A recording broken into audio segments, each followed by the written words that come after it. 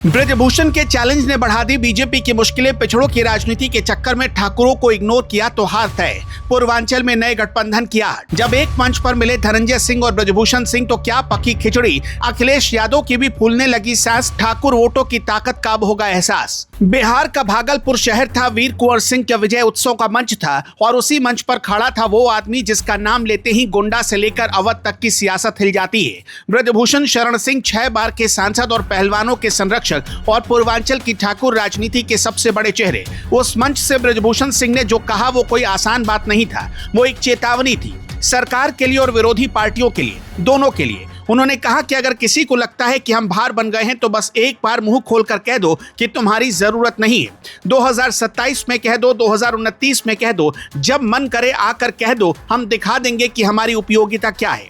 ये बात उन्होंने क्षत्रिय समाज की भीड़ के सामने कही। ये बात उन्होंने उस वक्त कही जब यूपी में 2027 का चुनाव सिर्फ 1 साल दूर है, और ये बात उन्होंने ऐसे वक्त पर कही जब बीजेपी ने उनको चुनाव से दूर करके बेटे को टिकट दिया और पार्टी में उनकी अनदेखी लगातार बढ़ रही है और पूर्वांचल में ठाकुर वोटर्स के बीच नाराजगी धीरे धीरे आग की तरह फैल रही है। ब्रजभूषण ने सीधे शब्दों में कहा कि अब वक्त ज्यादा समझाने का नहीं रहा, अब वक्त है अपनी ताकत पहचानने का। उन्होंने ये भी ऐलान किया कि हमारी गलती रही कि जब जब हमें दबाया गया हम चुप रहे, इसलिए हमें तवज्जो नहीं दी जाती है। और इस बयान के ठीक 72 घंटे बाद पूर्वांचल की राजनीति में एक ऐसी तस्वीर सामने आई जिसने सबको चौंका दिया। ब्रजभूषण शरण सिंह और जौनपुर के बाहुबली पूर्व सांसद धनंजय सिंह एक साथ एक मंच पर नजर आए।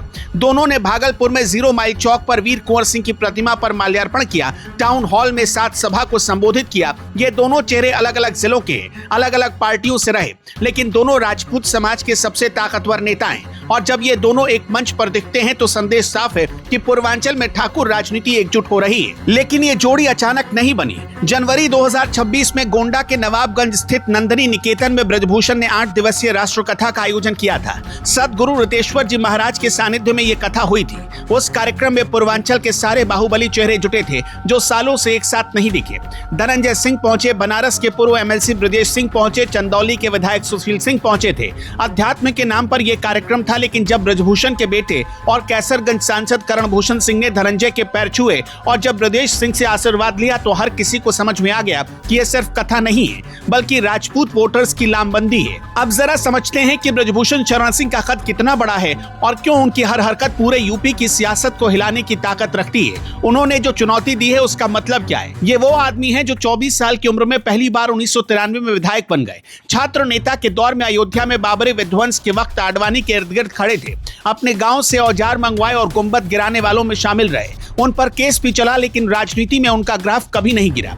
5 बार बीजेपी के टिकट से लोकसभा पहुंचे। 2008 में बीजेपी छोड़कर सपा में गए तो 2009 में सपा के टिकट से कैसरगंज जीत लिया और 2014 से पहले वापस बीजेपी में आ गए और जीत गए। 2019 में भी जीत मिली। 6 बार सांसद बने और हर बार हालात अलग अलग थे, पार्टी अलग अलग थी, लेकिन नतीजा एक ही रहा, जीत। यह साबित करता है कि कैसरगंज और उसके आसपास के इलाकों में वोट पार्टी के निशान पर नहीं पड़ता बल्कि पड़ता है तो ब्रजभूषण के चेहरे पर। 2023-24 में जब महिला पहलवानों के यौन शोषण के आरोपों के बाद बीजेपी ने ब्रजभूषण का टिकट काटा तो लोगों ने सोचा कि अब खेल खत्म, लेकिन ब्रजभूषण ने बेटे करणभूषण को कैसरगंज से खड़ा किया और करण जीत गए। दूसरे बेटे प्रतीक भूषण सिंह सदर से विधायक पहले से, यानी बीजेपी ने ब्रजभूषण को हटाने की कोशिश की तो उनका परिवार जीत कर आया। 80 से ज्यादा स्कूल कॉलेज गोंडा, बलरामपुर, बहराइच और श्रावस्ती में उनके फैले हुए हैं। नंदिनी नगर का पूरा साम्राज्य उनके इलाके पर चलता है।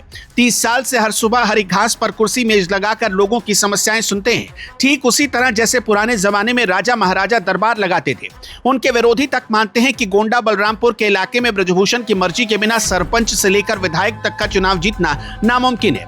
अब बात करते हैं उस सवाल की जो सबसे अहम है, अगर ठाकुर वोटर नाराज हो गया तो हो क्या सकता है। उत्तर प्रदेश में राजपूत समाज की आबादी करीब 7 से 8% है, लेकिन उनका राजनीतिक असर इस नंबर से कहीं ज्यादा है। पूर्वांचल में दर्जनों सीटें ऐसी हैं जहां ठाकुर वोट निर्णायक है। गोंडा, बलरामपुर, बहराइच, जौनपुर, प्रतापगढ़, चंदौली, मिर्जापुर, इन सब इलाकों में राजपूत वोटर बीजेपी का सबसे भरोसेमंद वोट बैंक रहा है।